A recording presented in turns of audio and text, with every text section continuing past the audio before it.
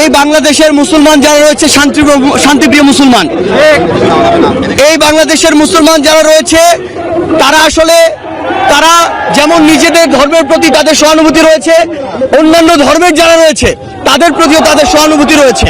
কিন্তু এই সহানুভূতিকে ব্যবহার করে কেউ যদি নিজেদের ওই ভারতে বসা চক্রান্ত, যারা মাসের 30 দিনের 25 দিন দেহটা নিয়ে এই বাংলাদেশে বসে থাকে আর বাকি 5 দিন মনটা নিয়ে ভারতে যায়, সেখানে চক্রান্ত করে এবং সেই চক্রান্তের এক্সিকিউশন এই বাংলাদেশে এসে ঘটায়, সে সকল উগ্রবাদী হিন্দুদেরকে প্রতিহত করার জন্য আমাদের মনে বিন্দুমাত্র সহানুভূতি থাকবে না।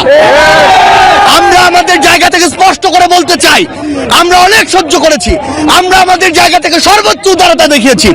আমরা দেখেছি এই অভ্যুত্থানের পূর্বে কারা কতটুকু এই অভ্যুত্থানকে সমর্থন করেছিল। আমরা দেখেছি এই বাংলাদেশ থেকে শেখ হাসিনা পালিয়ে যাওয়ার পরে তাদের মন সবচেয়ে বেশি খারাপ হয়েছে। আমরা আমাদের জায়গা থেকে স্পষ্ট দেখেছি যখন এই বাংলাদেশে অভ্যুত্থান পরবর্তী সময় একটি অস্থিতিশীল পরিবেশ হওয়ার কথা ছিল, তখন কিভাবে আমাদের এই মাদ্রাসার ভাইরা ওই মন্দিরে গিয়ে পাহারা দিয়েছে, কিভাবে 5ই আগস্ট রাতে সারা রাত ওই মন্দির পাহারা দিয়ে সকালে ফজরের নামাজ তার সামনে রাস্তায় পড়েছে।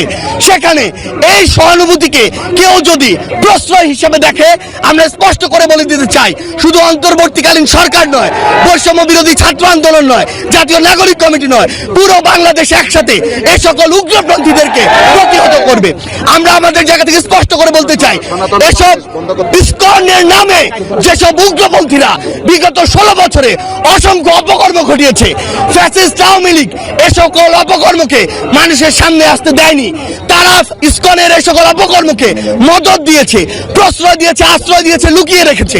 কিন্তু তাদের চরিত্র কি, তারা কিভাবে মানুষকে জবাই করে, এই দৃশ্য আমরা গতকালকে দেখেছি।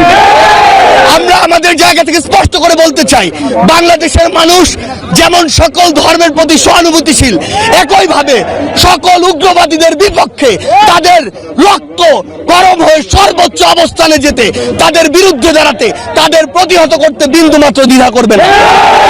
আমরা আমাদের জায়গা থেকে সরকারকে স্পষ্ট করে বলতে চাই, যারা আমার ভাইকে হত্যা করেছে তাদেরকে যদি গ্রেফতার করে দৃষ্টান্তমূলক শাস্তি না দেওয়া হয়, তাহলে পুরো বাংলাদেশের এই যে ছাত্র জনতা একসাথে সরকারের বিরুদ্ধে তাদের জায়গা থেকে প্রতিবাদ জানাবে। আমরা আমাদের জায়গা থেকে বলে দিতে চাই, যদি এই ক্ষেত্রে দৃষ্টান্তমূলক শাস্তি না হয়, তাহলে এটি হবে সরকারের বিচার ব্যবস্থার ক্ষেত্রে অন্যতম একটি ব্যর্থতা।